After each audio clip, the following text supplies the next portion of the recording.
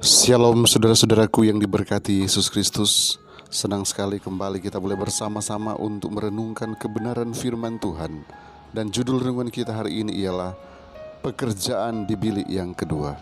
Mari kita berdoa bersama-sama. Bapa di sorga, kami membutuhkan kuasa Roh Kudus-Mu untuk kami boleh memahami lebih dalam akan kebenaran firman yang siap kami terima saat ini. Berfirmanlah Tuhan, kami siap mendengarkannya dalam nama Yesus. Amin. Ayat inti kita hari ini diambil dari Ibrani 9 ayat yang ke-7. Firman Tuhan berkata, "Tetapi ke dalam kemah yang kedua hanya imam besar saja yang masuk sekali setahun, dan harus dengan darah yang ia persembahkan karena dirinya sendiri dan karena pelanggaran-pelanggaran yang dibuat oleh umatnya dengan tidak sadar." Saudaraku, selama 18 abad lamanya pekerjaan pelayanan ini berlangsung di bilik yang suci. Darah Kristus dipersembahkan atas nama orang-orang percaya yang menyesali dosa-dosanya, mendapatkan pengampunan dan penerimaan mereka kepada Bapa.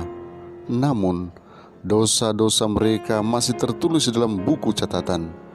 Sebagaimana dalam upacara lambang ada pekerjaan pendamaian pada akhir tahun, demikian juga sebelum pekerjaan Kristus untuk menebus manusia diselesaikan, ada pekerjaan pendamaian untuk memindahkan dosa-dosa dari tempat kudus.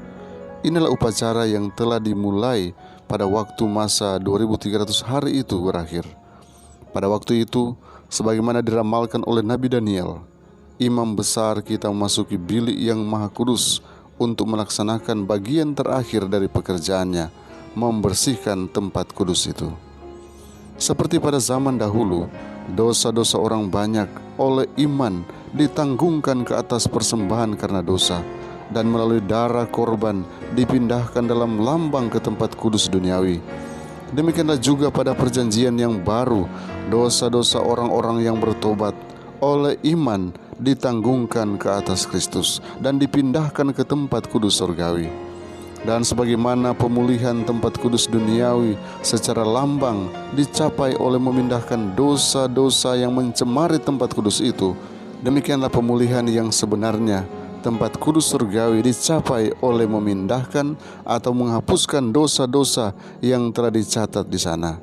Tetapi sebelum ini dilaksanakan, harus dilakukan terlebih dahulu pemeriksaan buku-buku catatan untuk menentukan siapa yang berhak memperoleh manfaat pendamaian Kristus melalui pertobatan dari dosa dan iman kepada Kristus.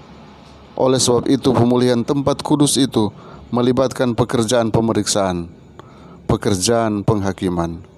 Pekerjaan ini harus dilakukan sebelum kedatangan Kristus untuk menebus umatnya, karena bila ia datang, upahnya ada bersama-sama dengan Dia yang akan diberikannya kepada tiap-tiap orang menurut perbuatannya.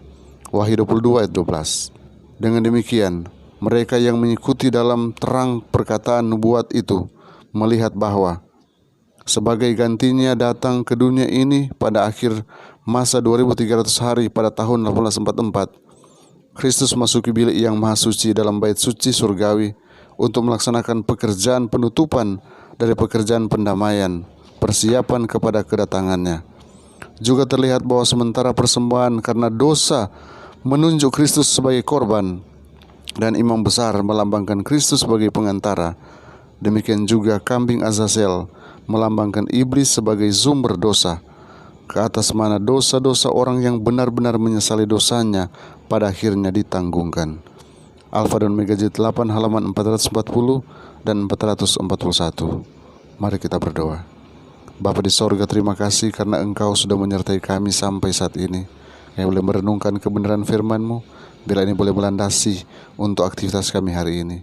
Kami percaya penyertaan-Mu yang sempurna menjadi bagian kami, karena kami menyerahkan semua rencana, semua aktivitas, semua pekerjaan hanya ke dalam tangan-Mu. Biarlah Engkau tetap tuntun kami kepada keberhasilan dan keberhasilan. Engkau tetap jaga dan lindungi kami, dan Engkau tetap tuntun kami kepada kesuksesan. Bapa, bila kami memiliki masalah, biarlah Engkaulah yang nanti akan berikan solusi dari semua permasalahan yang kami hadapi. Apapun itu Tuhan, kami percaya di tangan Tuhan ada solusi yang terbaik.